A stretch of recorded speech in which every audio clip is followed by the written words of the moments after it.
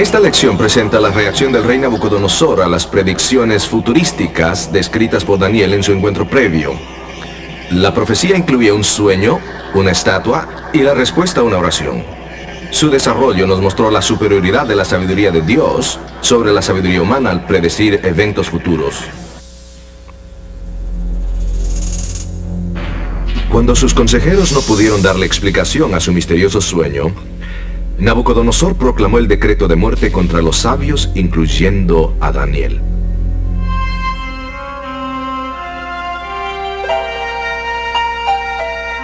Pero Daniel oró fervorosamente a su Dios, y el sueño y su interpretación le fueron revelados. Daniel le explicó al rey que la imagen que se le había mostrado representaba una serie de poderes mundiales. Estos poderes gobernarían al mundo desde Babilonia hasta el fin del tiempo.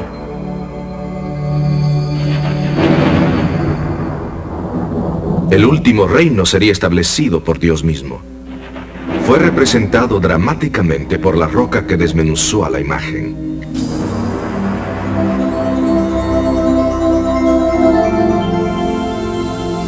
A esta profecía la llamamos una profecía de bosquejo. Da un bosquejo básico para las profecías más detalladas que se encuentran en los capítulos posteriores de Daniel. Lamentablemente, Nabucodonosor no aprendió de su sueño. Puesto que la roca golpeó a la imagen en los pies, probablemente razonó que él, la cabeza de oro, estaría a salvo. Las palabras de Daniel volvieron a hacer eco.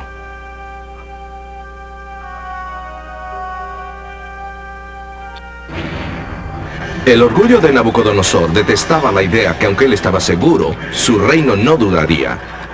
Acicateado por el motín, decidió desafiar la profecía de Dios.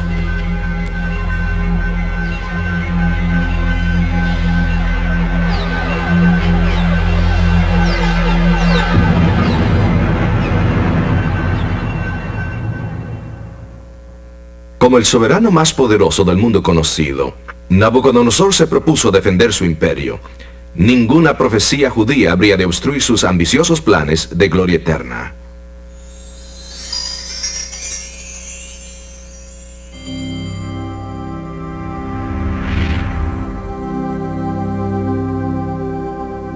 No satisfecho con ser solo la cabeza de oro, Nabucodonosor comisionó una imagen colosal hecha enteramente de oro. La imagen se levantó en honor a Anu, un dios babilónico. Cada dios tenía un número religioso místico. El número de Anu era 60, la cifra básica en el sistema babilónico. Así que levantó la imagen de 60 codos de altura y 6 codos de anchura. Para asegurarse la completa lealtad de su imperio y la seguridad de su dinastía, reunió a todos los oficiales de las provincias y los obligó a postrarse delante de su imagen. La imagen dispuso el escenario para otra prueba de verdadera adoración. ¿Cederían los seguidores de Dios sus principios y se postrarían delante de la imagen? Para compartir la conclusión de esta historia, escuchemos a Alejandro Bullión en su tema, Lealtad. Hola amigos, ¿cómo están? Bienvenidos nuevamente a este programa. Hoy estudiaremos una de las más impresionantes historias del Antiguo Testamento. Una historia que tiene abundantes lecciones para los días modernos en que vivimos. Tiene que ver con la vida de los 3 jóvenes hebreos que fueron llevados cautivos a Babilonia. Si estos muchachos se hubieran postrado delante de aquella imagen, eso habría sido desobediencia a un claro mandamiento de Dios. Ustedes recordarán, en nuestro primer programa señalamos que uno de los asuntos que continuamente aparece en Daniel tiene que ver con la verdadera adoración y con la obediencia a los mandamientos de Dios. En esta historia veremos estos 2 puntos como tema central.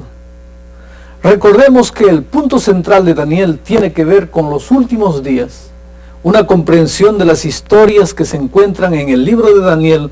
Las experiencias de Daniel y sus amigos son esenciales para nuestra comprensión del libro en sí. Todas ellas están relacionadas con las profecías y nos dan una perspectiva práctica de cómo debemos aplicar algunos de los principios bosquejados en el libro de Daniel. Dentro de unos momentos veremos cómo el libro de Apocalipsis predice el tiempo cuando la verdadera adoración será prohibida y el pueblo de Dios será obligado a adorar en forma contraria a los mandamientos de Dios. Pero su verdadero pueblo, el pueblo de Dios, permanecerá obediente a pesar de todas las circunstancias. Ustedes recordarán que en nuestro último programa les animé para que tuviesen a mano papel y lápiz de manera que puedan repasar los puntos importantes de cada lección. Personalmente, yo puedo recordar mucho más cuando tomo notas. Así, si en este momento no tienes lápiz y papel, ¿por qué no buscas uno para tomar notas? ¿Listo? ¿Podemos comenzar? Comencemos entonces. Después de levantar la gran imagen en la planicie de Dura, Nabucodonosor invitó a todos los gobernadores más importantes a su dedicación. La Biblia dice lo siguiente: y envió el rey Nabucodonosor a juntar a los grandes, los asistentes y capitanes y oidores, receptores, los del consejo, presidentes y a todos los gobernadores de las provincias, para que viniesen a la dedicación de la estatua que el rey Nabucodonosor había levantado. Fueron pues reunidos los grandes, los asistentes y capitanes, los oidores, receptores, los del consejo, los presidentes y todos los gobernadores de las provincias a la dedicación de la estatua que el rey Nabucodonosor había levantado. Y estaban en pie delante de la estatua que había levantado el rey Nabucodonosor. Una tablilla de arcilla descubierta en las ruinas de Babilonia, que fue traducida y publicada en 1956, indica que se levantó un serio motín en el ejército de Nabucodonosor en diciembre del año 594 a.C., en el 10º año de su reinado. Nabucodonosor aplastó rápidamente la rebelión y dice la tablilla que degolló a muchos de su propio ejército. Es muy probable que por esta razón Nabucodonosor decidiera llamar a todos los oficiales para la dedicación de su imagen. El no postrarse delante de esa gran imagen habría sido considerado como un acto de alta traición. Entonces se dio la orden, y el pregonero pregonaba en alta voz: mandase a vosotros, oh pueblos, naciones y lenguas, en oyendo el son de la bocina, el pífano, del tamboril, del arpa, del salterio, de la zampoña y de todo instrumento músico, que os postréis y adoréis la estatua de oro que el rey Nabucodonosor ha levantado. Y cualquiera que se postrare y adorare en la misma hora, que no hiciere esto, en la misma hora será echado dentro de un horno de fuego ardiendo. Los babilonios se tornaron muy fervorosos con esta amenaza pendiendo sobre su cabeza. Así que la escena ya está lista. No será una decisión fácil, porque todo aquel que rehúse adorar la imagen perecerá. Imagínense, si pueden, cuán seguro tiene que estar uno de lo que cree para poder sobreponerse ante tal presión. Obedecer a Dios bajo tales circunstancias no habría sido fácil para nadie. Tu religión inevitablemente tendría que significar mucho para que pudieses respetar tus principios y hacer lo que tú consideras correcto delante de la pena de muerte. Noten lo que ocurrió inmediatamente. El texto bíblico dice: por lo cual, en oyendo todos los pueblos el son de la bocina, del pífano, del tamboril, del arpa, del salterio, de la zampoña y de todo instrumento músico, todos los pueblos, naciones y lenguas se postraron y adoraron la estatua de oro que el rey Nabucodonosor había levantado. No se necesita mucha imaginación para reconstruir la escena. Allí estaban los camellos y hermosos caballos árabes. Había gran pompa y ceremonia, y destellos de grandeza, oro y gloria por todas partes. Por sobre todo esto, la gigantesca imagen resplandeciendo bajo la luz del sol. La tecnología y el costo involucrados en su construcción deben haber sido tema de conversación por espacio de muchos meses. Cuando el heraldo del rey de repente dio un paso al frente e hizo el anuncio, y se escuchó el sonido de la música, dice el registro, que toda la gente, como una grande ola en el estadio, cayó de rodillas y adoró a la imagen. Pero entonces, abriéndose paso por en medio de los guardaespaldas del rey, vinieron algunos de sus espías. El texto bíblico afirma: en este mismo tiempo algunos varones caldeos llegaron y denunciaron a los judíos, diciendo al rey Nabucodonosor: Rey, para siempre vive. Tú, oh rey, pusiste ley que todo hombre, en oyendo el son de la bocina, del pífano, del tamboril, del arpa, del salterio, de la zampoña y de todo instrumento músico, se postrase y adorase la estatua de oro. Y el que no se postrase y adorase, fuese echado dentro de un horno de fuego ardiendo. Hay unos varones judíos, los cuales pusiste tú sobre los negocios de la provincia de Babilonia, Sadrach, Mesach y Abednego. Estos varones, oh rey, no han hecho cuenta de ti, no adoran tus dioses, ni adoran la estatua de oro que tú levantaste. Yo casi puedo detectar el veneno y el aguijón de esas palabras. Noten bien lo que ellos dijeron. Hay unos varones judíos, los cuales pusiste tú sobre los negocios de la provincia de Babilonia. En otras palabras, no los podían soportar porque eran extranjeros y todavía estaban en posiciones de autoridad, inclusive sobre los mismos caldeos. ¿Pueden imaginarse ustedes cómo se habrán sentido estos tres hombres al permanecer de pie mientras todo el mundo se postraba en masa? No podían pasar desapercibidos, claro. Podría haber sido muy fácil racionalizar y decir que en realidad no estaban adorando la imagen, sino que solo estaban respetando una orden del rey. Pero ellos sabían que su fidelidad a Dios estaba en juego y era mucho más importante que cualquier cosa.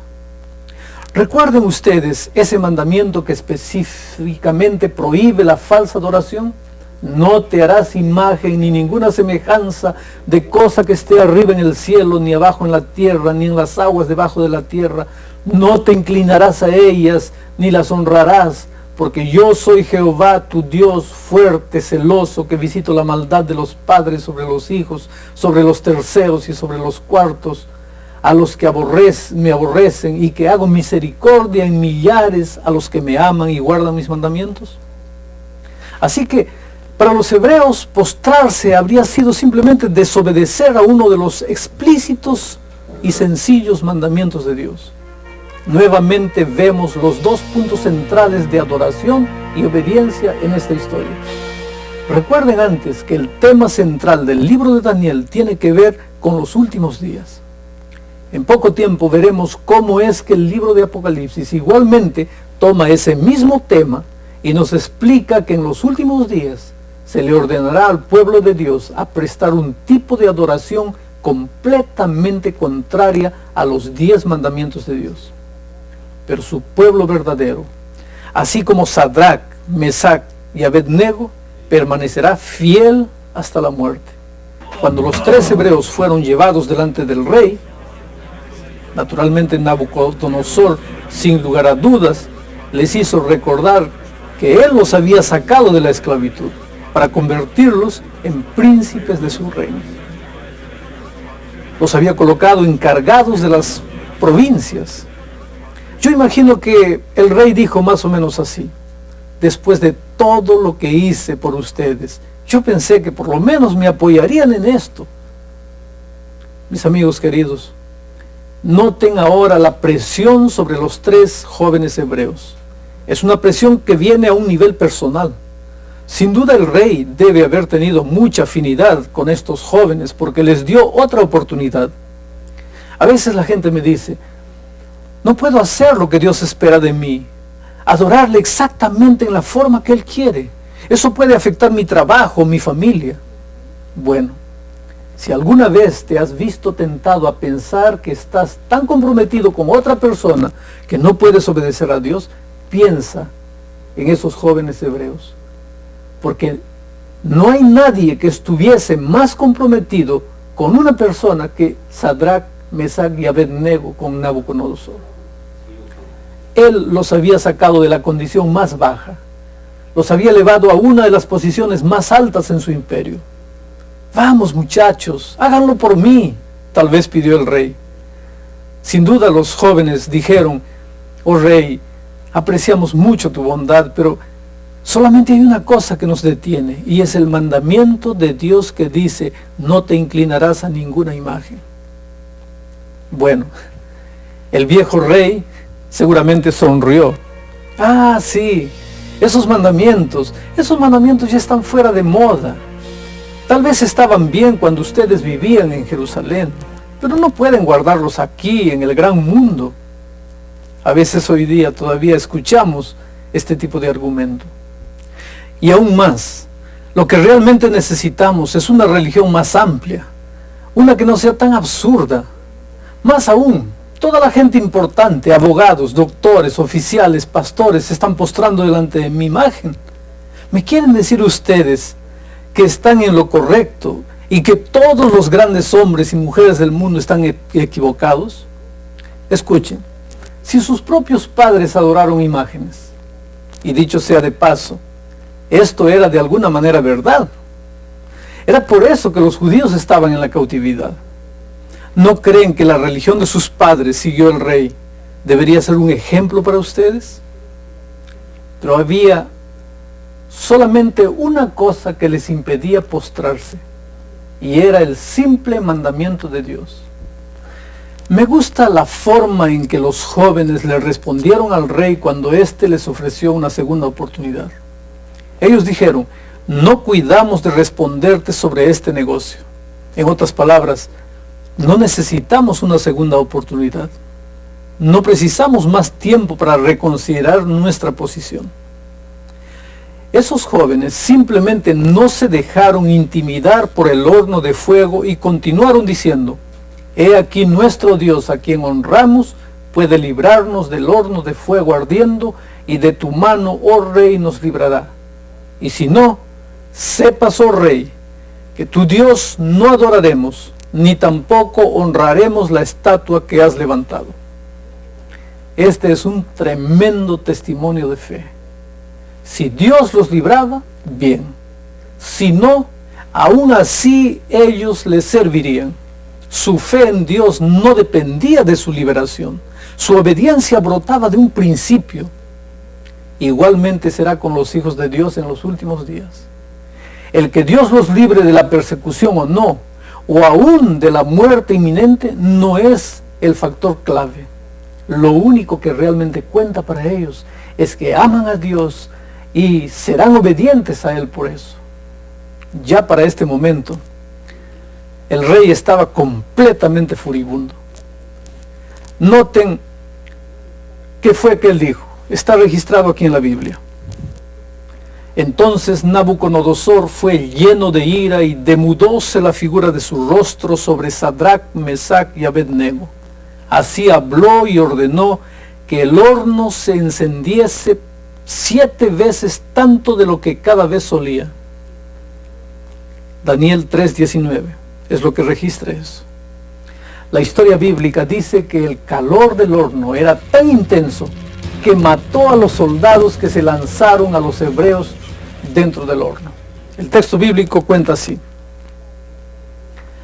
y porque la palabra del rey daba prisa y había procurado que se encendiese mucho la llama del fuego, mató a aquellos que habían alzado a Sadrach, Mesach y Abednego. Y estos 3 varones, Sadrach, Mesach y Abednego, cayeron atados dentro del horno del fuego ardiendo. Ahora, ocurre algo muy interesante. El registro bíblico continúa diciendo: entonces el rey Nabucodonosor se espantó y levantóse de prisa, y habló y dijo a los de su consejo: ¿no echaron 3 varones atados dentro del fuego? Ellos respondieron y dijeron al rey: es verdad, oh rey. Respondió él y dijo: he aquí que yo veo 4 varones sueltos que se pasean en medio del fuego, y ningún daño hay en ellos. Y el parecer del cuarto es semejante al hijo de los dioses. Piensen por un momento en esto. Todo lo que se quemó fueron las sogas con que los habían atado. En vez de herir a los hebreos, el fuego realmente los había libertado. Esa, mis queridos amigos, es la parte de la historia que más me gusta. Aquí notamos que Dios no libró a los 3 hebreos del horno de fuego. Lo que realmente hizo fue caminar con ellos en medio del fuego. Esa es la clase de Dios que tenemos. ¿No es maravilloso? Todos nosotros tenemos dificultades y pruebas en nuestra vida, pero la seguridad de las Escrituras es que nuestro Dios promete estar con nosotros y caminar con nosotros en medio de las dificultades. Esa es una maravillosa seguridad para los últimos días, cuando el pueblo de Dios pasará por las pruebas que vendrán y tendrá la misma seguridad que Dios estará con él y que Jesús caminará con él a través del fuego. Cuando leo este versículo me recuerda a Desmond Doss, el único soldado norteamericano no combatiente que haya recibido la medalla de honor del Congreso, la mayor condecoración militar que ofrece el ejército de los Estados Unidos. Desmond creció en un hogar cristiano y conocía bien esta historia. Había aprendido desde pequeño los 10 mandamientos. Cuando lo alistaron en el ejército norteamericano el 1 de abril de 1942, solicitó brindar sus servicios como no combatiente porque sentía que Dios no deseaba que él matase a nadie. Así que se alistó en el ejército como cadete médico. Desmond relata que cuando se arrodilló para elevar su oración vespertina la primera noche en la barraca, recibió una lluvia de botas de los otros soldados que se estaban cambiando. Sin embargo, pudo sobrevivir hasta ver el día que los mismos soldados que le habían lanzado las botas le pidieron para que elevase una oración en favor de ellos antes de entrar en el campo de batalla cerca de Guam, Leyte y Okinawa. El sábado 5 de mayo de 1945, el 10º Ejército de los Estados Unidos le ordenó a la 77ª División que lanzara un asalto mayor contra la escarpa de Maeda, un largo acantilado de 18 metros de altura que era la clave de la batalla de Okinawa. Sin el comando norteamericano saber, los japoneses habían decidido lanzar ese mismo día un contraataque masivo contra esa misma escarpada. El pelotón en el cual Desmond era el único camillero sobreviviente había sido reforzado con un total de 200 hombres que debían escalar el acantilado. Ellos debían neutralizar el comando japonés que se encontraba escondido en una cueva a un par de metros del borde de la montaña. La batalla fue tan encarnizada que en pocos minutos había 100 hombres entre muertos y heridos, y los 55 hombres que aún podían moverse bajaron la montaña en búsqueda de refugio. Solamente 2 permaneció de guardia, su uniforme empapado con la sangre de todos aquellos a quienes trataba de ayudar. Milagrosamente pudo ayudar 75 hombres a quienes llevó a salvo. 2 relató que le tomó varias horas operando por sí solo para poder llevar tantos hombres hasta un lugar seguro, y durante la mayor parte del tiempo bajo el fuego cruzado de rifles, ametralladoras y morteros. Desmond 2 veces se abrió una cortina de fuego de artillería encima de él. En esa colina, un batallón de soldados japoneses, cientos de hombres, trataron durante horas ese sábado de mayo de 1945 de matar al único cristiano ferviente, y no pudieron. Nuestro Dios no está muerto, queridos amigos. Lo que Dios hizo por Sadrach, Mesach y Abednego, también lo hará por nosotros hoy en día. En realidad, Desmond Doss dijo: durante todo el tiempo que pasé en el ejército, mi mayor fuente de fortaleza era el estudio diario de la Biblia y la oración. Cuando hablaba con Dios, parecía perder todo sentido de miedo.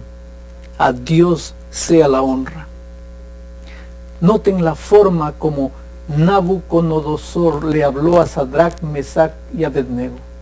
El texto bíblico dice así: Entonces Nabucodonosor se acercó a la puerta del horno de fuego ardiendo y habló y dijo: Sadrach, Mesach y Abednego, siervos del alto Dios, salid y venid. Entonces Sadrach, Mesach y Abednego salieron de en medio del fuego. Esta experiencia le dio a Nabucodonosor una maravillosa lección sobre quién es Dios. También le mostró cuán pacientemente había tratado de ganar el corazón de Nabucodonosor para sí mismo, como lo hace justamente con todos nosotros. Tanto impresionó a Nabucodonosor toda esta experiencia que el rey hizo proclamar otro edicto. El texto bíblico cuenta ese edicto de esta manera: y juntáronse los grandes, los gobernadores, los capitanes y los del consejo del rey para mirar a estos varones, cómo el fuego no se enseñoreó de sus cuerpos, ni cabello de sus cabezas fue quemado, ni sus ropas se mudaron, ni olor de fuego había pasado por ellos. Nabucodonosor habló y dijo: bendito el Dios de ellos, de Sadrach, Mesach y Abednego, que envió su ángel y libró a sus siervos que esperaron en él. Y el mandamiento del rey mudaron, y entregaron sus cuerpos antes que servir o adorar a otro Dios que su Dios. Por mí, pues, se pone decreto que todo pueblo, nación o lengua que dijere blasfemia contra el Dios de Sadrach, Mesach y Abednego sea descuartizado, y su casa sea puesta por muladar, por cuanto no hay Dios que pueda librar como este. Yo me imagino que Dios tiene que haberse sonreído de Nabucodonosor cuando oyó este nuevo edicto. Saben, queridos amigos, ordenarle a la gente a servir a Dios es tan fructífero como ordenarle a un joven que se enamore de una jovencita. Porque para que el amor sea amor verdadero, tiene que ser de libre espontaneidad. Así es con Dios. El único servicio que Dios encuentra aceptable es cuando los hombres le sirven porque deciden servirle por cuenta propia, no porque un gobierno toma medidas legales al respecto. Pero Nabucodonosor hizo solamente lo que sabía hacer. Le ordenó a la gente por doquier que adorara al verdadero Dios. Esta gran ilustración de fe y obediencia es más que una mera historia inspiradora. Porque recuerden que las historias de Daniel ilustran las profecías y lo que sucederá al pueblo de Dios en los últimos días. El libro paralelo de Daniel, que es el libro de Apocalipsis en el Nuevo Testamento, describe una escena semejante. Notemos las similitudes. Voy a leer el texto. Después vi otra bestia que subía de la tierra y tenía 2 cuernos semejantes los de un cordero, mas hablaba como un dragón, y ejerce todo el poder de la primera bestia en presencia de ella, y hace a la tierra y a los moradores de ella adorar a la primera bestia, cuya llaga de muerte fue curada. El punto clave: en los últimos días, mi querido amigo, gira en derredor de la adoración y lealtad a la bestia. Continuamente, a través de Daniel y Apocalipsis, se da un aviso de precaución acerca de la falsa adoración. Y hace grandes señales, dice el texto bíblico. Voy a leer nuevamente. Hace grandes señales, de tal manera que aún hace descender fuego del cielo a la tierra delante de los hombres, y engaña a los moradores de la tierra, por las señales que le ha sido dado a hacer en presencia de la bestia, mandando a los moradores de la tierra que hagan la imagen de la bestia que tiene la herida de cuchillo y vivió, y le fue dado que diese espíritu a la imagen de la bestia, para que la imagen de la bestia hable, y hará que cualesquiera que no adorare la imagen de la bestia sea muerto. Luego, después que esta bestia hace descender fuego del cielo y realiza asombrosos milagros, hace una imagen de la bestia. Ustedes se pueden dar cuenta que Apocalipsis usa el mismo lenguaje que Daniel. Entonces se le ordena a la gente que adore esa imagen. Aquellos que se nieguen a hacerlo deben ser muertos. Y hacía que todos, pequeños y grandes, ricos y pobres, libres y siervos, se pusiese una marca en su mano derecha o en sus frentes, y que ninguno pudiese comprar o vender, sino el que tuviera la señal o el nombre de la bestia o el número de su nombre. Eso está registrado en Apocalipsis capítulo 13, versículos 16 y 17. Ustedes ven que se proclaman restricciones económicas. Y finalmente la pena de muerte sobre aquellos que se niegan a adorar la imagen de la bestia o a recibir la marca de su nombre. En nuestro tema de hoy no vamos a discutir los detalles de la marca de la bestia, porque este es un asunto tan importante que le dedicaremos un programa entero más adelante. Asegúrense de no faltar bajo ninguna circunstancia, porque es de importancia eterna para todos nosotros. El punto más importante que saco de esta sección de Daniel es que personalmente debo yo ser leal a Dios en estos días, así como lo fueron los 3 jóvenes hebreos en la crisis que enfrentaron en Babilonia. Creo que ustedes también quieren ser fieles a Dios, ¿no es verdad? Ahora, al ir al siguiente capítulo, el capítulo 4 de Daniel, tenemos una nueva escena, un asunto distinto. Este capítulo se concentra en el rey Nabucodonosor. El rey Nabucodonosor era un gobernante sumamente arrogante, egocéntrico y dominante, cuyos deseos eran atendidos inmediatamente por todos. Durante varios años, Dios había tratado de revelársele, pero el terco rey solo se interesaba en su propio poder. Al fin de nuestro estudio, notaremos cómo un cambio radical en este rey, que fue uno de los hombres más poderosos de la tierra. Como veremos en unos instantes, este gran gobernante racionalizaba la evidencia clara y contundente de que era el Dios del cielo y no los dioses paganos los que estaban en el control del universo. Así que observemos el hecho dramático y humillante que llevó finalmente al rey Nabucodonosor a aceptar a Dios como el supremo gobernante de hombres y reinos. Miremos. Dios le envió a Nabucodonosor otro sueño. Él vio un gran árbol. El árbol creció tanto que su copa llegaba hasta el cielo. Era tan grande que se podía divisar de todas partes del mundo. Repentinamente descendió un santo mensajero del cielo. Cortad el árbol y destruidlo.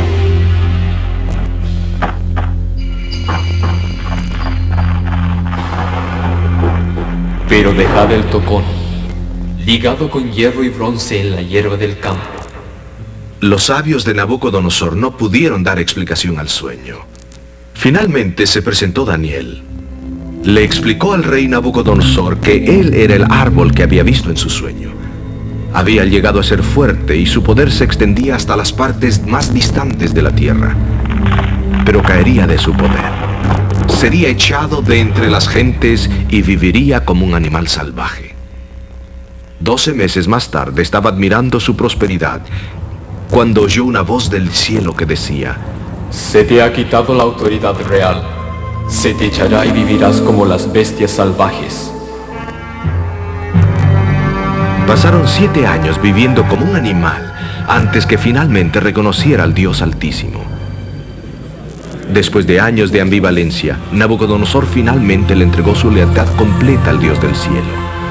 Fue restituido a su trono y su poder aumentó más en sus años postreros. Después de años de lucha, años de poner en tela de juicio y discutir contra otro poder, finalmente reconoció que necesitaba a Dios.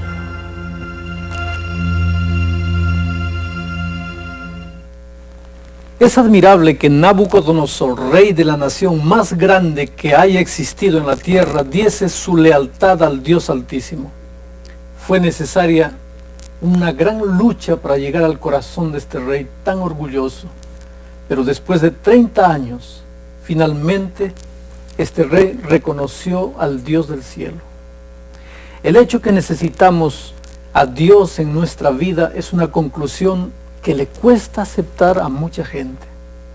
Para que podamos aprender esa lección tan importante, a veces Dios permite que pasemos por dificultades y penurias. A través de ellas nos damos cuenta que nosotros no tenemos todas las respuestas. Notemos lo que Daniel declaró a Nabucodonosor respecto a esta lección. La Biblia dice así: que te echarán de entre los hombres, y con las bestias del campo será tu morada, y con hierba del campo te apacentarán, como a los bueyes, y con rocío del cielo serás bañado.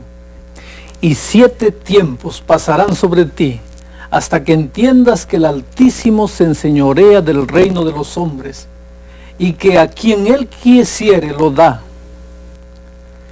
Nabucodonosor tuvo que aprender la verdad básica del Evangelio. Tuvo que estar dispuesto a que Dios gobernase su vida. Es Dios el que pone reyes y quita reyes. El mensaje de que Dios está en el control de los eventos del mundo nuevamente sale a relucir en este capítulo. Dios ama a la gente y quiere que el ser humano tenga lo mejor en la vida. Notes el consejo que Dios le dio a Nabucodonosor. Escuchen aquí. Por tanto, oh rey, aprueba mi consejo y redime tus pecados con justicia y tus iniquidades con misericordia hacia los pobres, que tal vez será eso una prolongación de tu tranquilidad. La única forma en que Nabucodonosor podía haber detenido la calamidad que se avecinaba sobre él era entregando su vida a Dios. Debía reconocer a Dios como el gobernante de su vida y así evitar el desastre que le sobrevendría. Hay algo más que me gusta de esta historia, y es que aún después de esta advertencia que Dios le dio a Nabucodonosor sobre la calamidad que se aproximaba, él esperó 1 año más antes de permitir que finalmente aconteciera. Dios esperaba que Nabucodonosor respondiera positivamente, pero no lo hizo. Algunas veces, así como en el caso de este rey, Dios permite que la gente se hunda hasta lo más profundo antes que puedan reconocer la necesidad que tienen de Él. Eso fue justamente lo que ocurrió con este rey. La profecía se cumplió al pie de la letra, y el rey estuvo loco durante un periodo de 7 años. Al fin de este periodo, Nabucodonosor recuperó sus facultades mentales y dijo: mas al fin del tiempo, yo, Nabucodonosor, alcé mis ojos al cielo, y mi sentido me fue vuelto, y bendije al Altísimo, y alabé y glorifiqué al que vive para siempre. Ahora yo, Nabucodonosor, alabo, engrandezco y glorifico al Rey del cielo, porque todas sus obras son verdad y sus caminos juicio, y humillar puede a los que andan con soberbia. Pasaron 3 décadas antes de que Nabucodonosor reconociera al Dios del cielo como el Dios verdadero. Ya no exaltó más Nabucodonosor a sí mismo, sino que exaltó y alabó al Dios del cielo. Cuando una persona reconoce a Dios como el dueño de su vida, entonces finalmente encuentra la paz verdadera. Ahora viene la mejor parte de esta historia. Es la parte que más me gusta. Dios hizo a Nabucodonosor algo que necesitamos entender. Eso que hizo con el rey quiere hacerlo hoy día con cada uno de nosotros. Quiere que todos nosotros nos salvemos en su reino. A veces, querido amigo, Dios permite que caigamos hasta el fango antes de poder ayudarnos. Nuestro orgullo muchas veces nos ciega y no vemos nuestra desesperada necesidad de salvación. Dios no salvó a Nabucodonosor porque él fuera bueno, no lo era. Era un gobernante orgulloso y arrogante, pero Dios lo amaba a pesar de sus debilidades. A veces algunos sienten que son demasiado malos para que Dios los salve, que han caído demasiado bajo y han hecho muchas cosas malas. Pero la historia de Nabucodonosor debe darnos esperanza hoy, que si Dios pudo salvar a aquel rey, puede salvar también a cualquier persona. Escuchemos lo que dice la Biblia. Porque por gracia sois salvos por la fe, y esto no de vosotros, pues es don de Dios, no por obras, para que nadie se gloríe. La gracia es algo que no merecemos, ni podemos ganar. Es un don gratuito mediante Jesús, porque la paga del pecado, continúa diciendo la Biblia, es la muerte, mas la dádiva de Dios es vida eterna en Cristo Jesús, nuestro Señor. Escucha una cosa. Si la salvación es un don, entonces todos nosotros podemos ser salvos. Solo necesitamos aceptar ese regalo.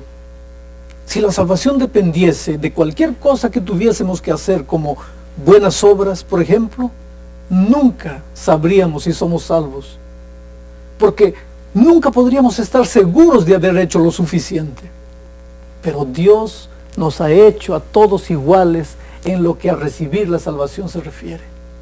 Todo lo que tiene que hacer cualquiera de nosotros es aceptar el regalo que Dios nos ofrece hoy. ¿Cómo aceptamos el don de la salvación?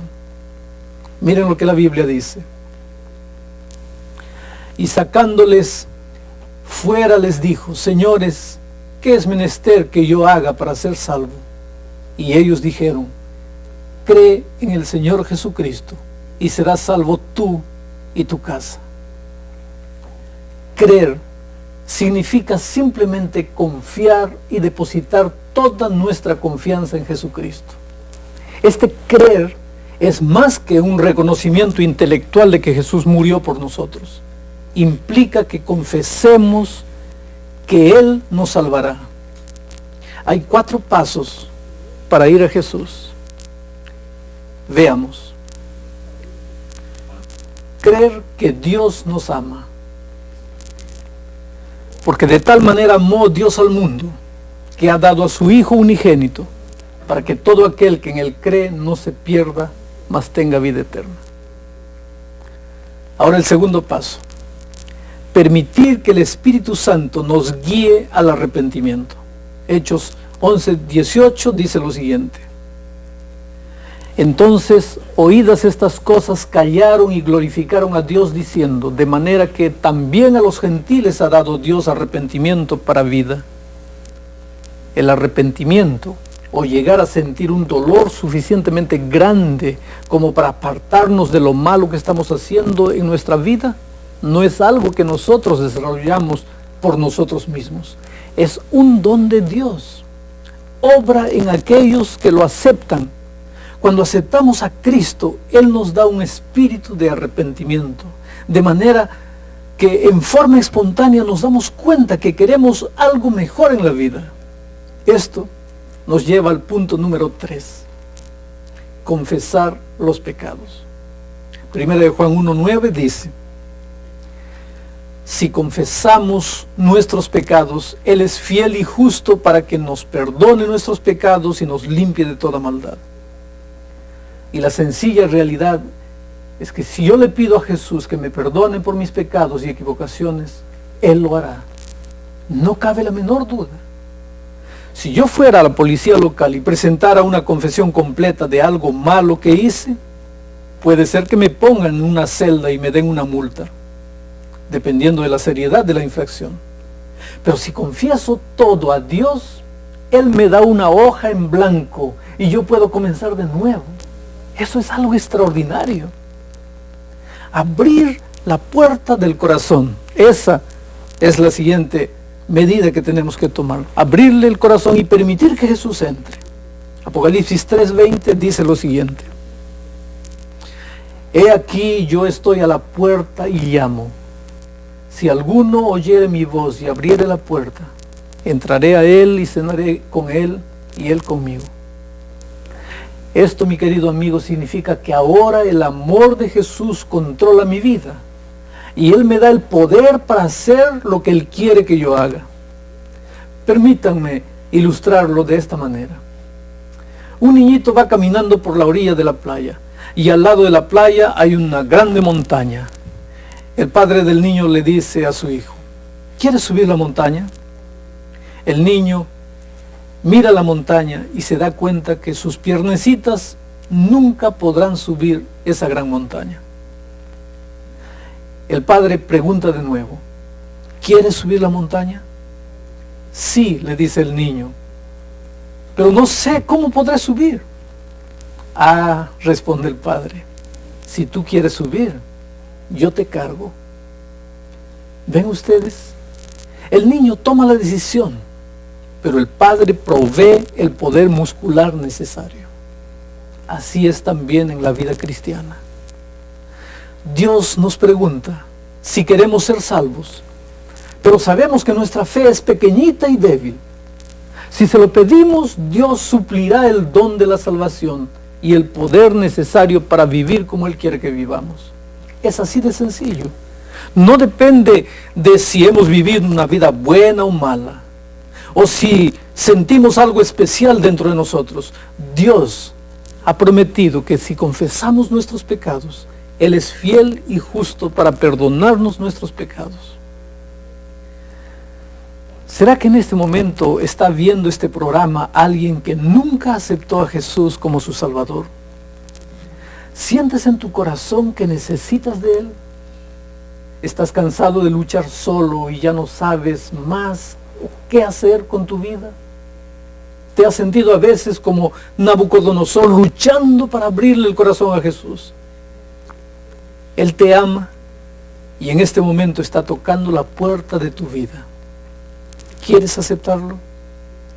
¿Serías tan amable de escribir en una hoja de papel: Señor, deseo aceptar tu don de salvación? Tal vez tú ya aceptaste a Jesús un día, pero hoy estás muy lejos. Entonces, tú puedes tomar la hoja de papel y escribir lo siguiente: quiero volver a Él mientras hay tiempo. ¿Serías tan amable de escribir? Señor, deseo aceptar tu don de salvación. Yo sé que muchos de los que ven este programa ya caminan con Jesús y desean continuar caminando con Él. Tal vez desearían escribir: Señor, ayúdame a continuar caminando contigo. Les digo por qué es importante indicar la decisión de una manera física. Cuando sentimos algo y no hacemos nada al respecto, se hace más difícil que podamos responder en el futuro. Si Dios pudo salvar al duro, rebelde y pagano rey Nabucodonosor, ciertamente puede salvarte a ti y a mí, y estará con nosotros, tal como lo hizo con Sadrach, Mesach y Abednego en el horno de fuego. Ahora quiero invitarte para hacer una oración. Querido Padre que estás en los cielos, el rey Nabucodonosor luchó durante años para abrirte el corazón. Cayó hondo, se hirió en la vida, en la locura y en la desesperación, finalmente abrió el corazón a Dios. Oh Padre querido, no permitas que nosotros nos endurezcamos como lo hizo ese rey. Si hoy día estamos escuchando tu voz, ayúdanos a abrir el corazón y entregarte la vida. Bendice a cada una de las personas que están asistiendo a este programa. Te suplicamos en el nombre de Jesucristo. Amén. En nuestro próximo seminario, amigos queridos, estudiaremos juntos 2 capítulos de Daniel, los capítulos 5 y 6. El primero será sobre los eventos que culminaron en la última noche de Babilonia. En ese capítulo veremos cómo el libro de Apocalipsis, que es un libro paralelo al libro de Daniel, compara estos eventos con lo que llama Babilonia moderna y predice una caída similar para ella. Este dramático evento histórico tiene un gran significado para los días en que vivimos. Después veremos una de las más grandes historias del libro de Daniel. Daniel en el foso de los leones. Es una historia que ha sido repetida una y otra vez, pero es mucho más que una historia. Esperen para ver. Espero que ninguno de ustedes se pierda estos dos importantes capítulos. Léanlos antes de ver el próximo programa. Que Dios los bendiga. Un grande abrazo para todos.